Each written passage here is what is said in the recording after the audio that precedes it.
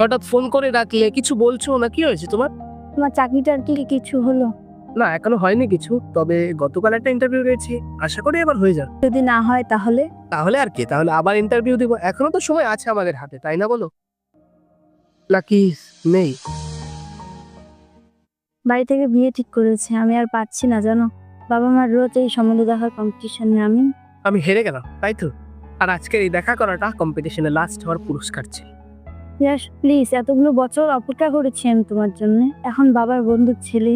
এতটাই রিচ আর সেটেল বেরোলো যে না করতে পারে। তোমরা ছেড়ে যাওয়ার সময় ছেলেদেরই কেন দোষ দাও বলো তো? না, সব দোষ আমার। এতদিনের অপেক্ষা, সেটাও কি মিথ্যে ছিল?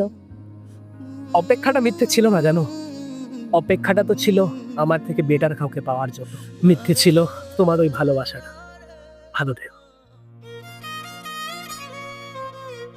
গাড়ি নিয়ে এসেছি, ছেড়ে দেবো? ছেড়েই তো দিলে।